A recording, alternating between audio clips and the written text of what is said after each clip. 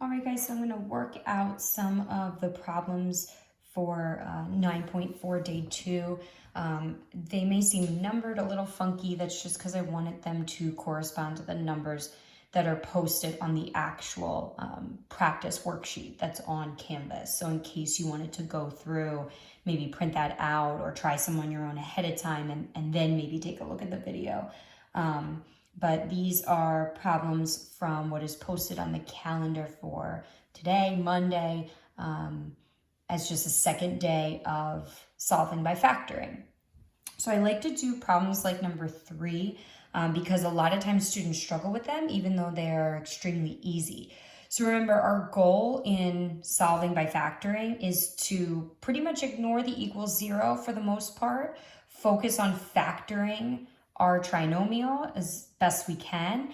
And then once we get to the factored form part, setting each factor equal to 0 and solving. So 3 looks really confusing at first because it looks different, but it's in actuality a lot simpler. This is already factored. I already have the double bubble. Do not double distribute this. You're going to get back some trinomial that you then need to factor. So this is amazing. If I get a problem like this on my test, I'm loving it because it's already factored. So I can jump right to the step of setting each factor equal to 0. Again, just to walk you through the logic of that a little bit, you're multiplying two things, right? This is something times something else. And that product, right, when I do that multiplication, this times this, I'm going to get 0 as an answer. If I'm getting 0 as an answer from multiplying two things, one of those things has to be 0. Let's say it's 0 times 5. My answer is 0. If it's 0 times negative 10, my answer is 0. One of the items is 0. So I set each one equal to 0 and I solve. We talked last week about making sure that you write out every step, right? We're in chapter 9 now, so you might be really confident in your solving equations ability. But a lot of times that's when more mistakes occur because you're overly confident. So just make sure you show the work. You do have this, you can do it very well, but write out the steps because you don't want to make little mistakes. A lot of times when you have two-step equations to solve like this, the fraction gets flip-flopped, maybe the signs are incorrect. So just make sure you're taking it one step at a time. My second equation is a lot simpler. So I get k will either be negative 5 over 4 or negative 1. What does that mean? Again, if I take one of those answers, I plug it in for k, I'm going to get 0 on the left-hand side of my equation, which matches the 0 on the right-hand side.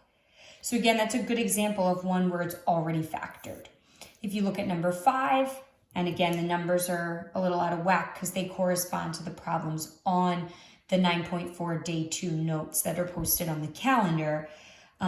This one is not factored. I don't see the double bubble, and hopefully you're a little alarmed at first because it's not set equal to 0. The setting each factor equal to something only works if it's a 0. So I have to get my equation to say equals 0 every single time. So my first step for number 5 is to bring that constant over from the right, and I'm going to combine it with a constant that's already there. 19 plus 5 gives me 24. Equals, well, what happens when I do this subtraction? I get 0. Now it looks like what I want it to look like. I have a trinomial on the left, something that I feel like I can factor, should be able to factor, and I have equals 0. So I have to think about how it factors, right? And this is where I go back all through chapter 8, think about all my steps. Do I have a GCF, right? That's step 1. Do I have a GCF? No. Do I have a number in front of x squared? No. So that means I can go straight to my double bubble.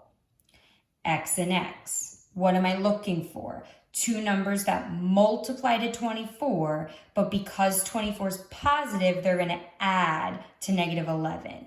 So multiply to 24, add to negative 11. Okay, so what are my factors of 24? Maybe I need to list them out. Remember, it's helpful to list them out in order, not randomly, because you'll miss one. 1 and 24, 2 and 12, what else? 3 and 8, 4 and 6. Okay, any of those that also could add up to negative 11? Yes.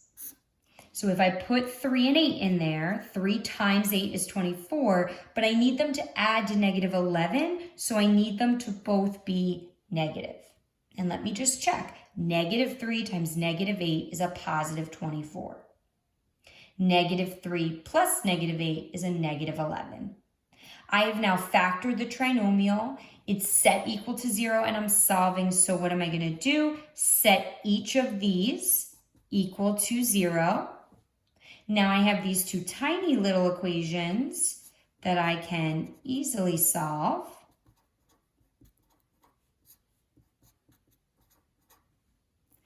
And what are my solutions for x? 3 and 8.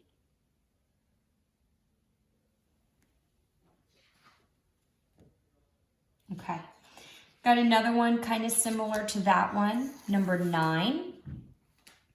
With number 9, hopefully you notice a couple of things, right? Again, not set equal to 0. So my first step is to bring that constant over because I needed to say equals 0. So I'm just bringing that constant over and I'm combining it with the other constant that's already there, negative 18 minus 6. So what does that give me? Negative 24 equals 0. Don't lose that equals 0 because then you might forget that you're solving and then you might lose that last part of the problem. Okay, so great, equals 0. All right, now I have to factor this. I'm thinking through chapter 8. What are all my rules of factoring? What are all the things that I know about factoring? Well, first step of factoring is a GCF. So what do 6, 18, and 24 all have in common? 6. I'm going to take a 6 out of every single term.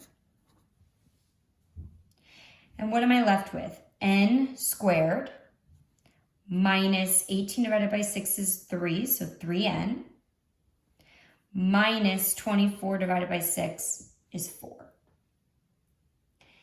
Now, we've been saying to you every time, don't take that GCF, don't get rid of that GCF, right?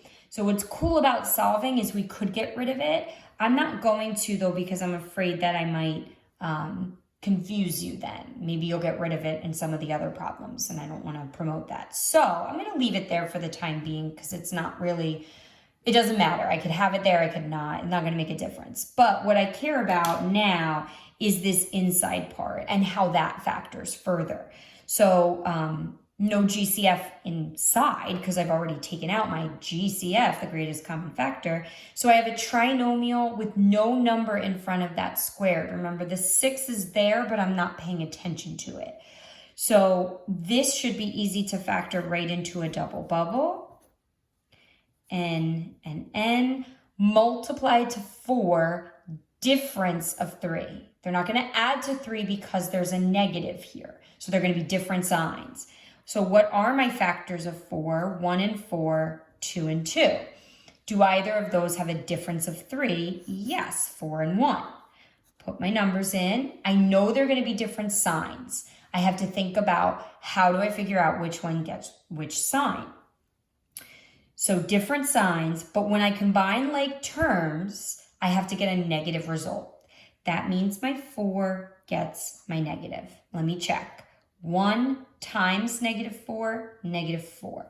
1 minus 4, negative 3. So now I'm ready. I factored. I just have to set everything equal to 0 and solve. So remember that GCF we kind of talked about, leave it there. We could get rid of it, blah, blah, blah. Okay, well, let's pretend we don't get rid of it. It's still there. So I basically have these 3 things that all 3 should be set equal to 0, except does 6 equal 0? No. So you can kind of just ignore that guy. He's gone. He's done. n plus 1 equals 0, so I'll subtract 1 from both sides and get an answer of -1. And n minus 4 equals 0. Oopsies. So I will add 4. See, nothing's changed. Classroom, video, still always making mistakes.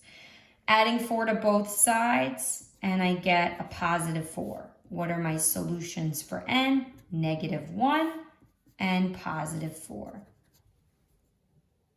I'm going to try one more with you guys. So for this one, I have already set equal to 0, which is great. I don't have to bring anything over left or right. But there is a number in front of my squared term, my m squared. So I want to think about a GCF. Can I take that 8 out or even something smaller? There's nothing that 8, 18, and 9 all have in common, right? 8 and 18 have some things in common. 18 and 9 have some things in common. But there's nothing that all three numbers have in common. There's no GCF. So what does that tell me? If there's no GCF, I can't go straight to the double bubble. I have to incorporate that 8 with that 9. We're going to be factoring by grouping. So what is 8 times 9 is a +72. I have to think about all my factors of 72. 1 and 72, 2 and 36, 4 and 18, right? 3 and 6 and 12, 3 and 24, and 8 and 9. That should be it, right? Okay. I'm looking for a pair not only that multiply to 72, but also because the 72 is positive, add to 18. So if I see a pair that adds to 18, oh, and I do, 6 and 12. They're both going to be the same sign. They're both going to be positive because I need them to, when I combine like terms, I need them to add to a positive 18m. So I'm going to replace 18m with 6m plus 12m. Remember, the order in which you place them doesn't matter. Your next step will look different depending on the order, but your final result will be the same regardless. My 8m squared comes down for the ride. My +9 comes down, and don't forget your equals 0. Factor by grouping, slice it down the middle. What's my GCF? What do they both have in common? Well, I can take out a 2m. So I'm left with 4m plus 3. What am I taking out of these two terms? What do 9 and 12 have in common? A 3. So I'm going to take out a +3. So I have a plus sign there, do you? What's left over? 4m plus 3. I got the same thing to repeat, so that's great. I grouped together the GCFs. I copied down the thing that repeated.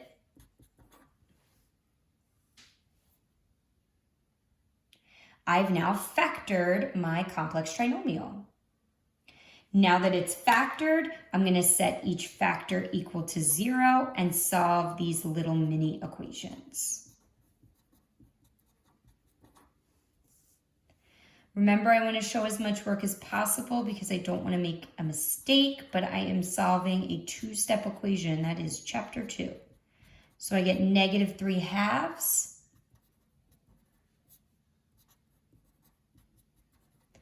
And I get -3/4.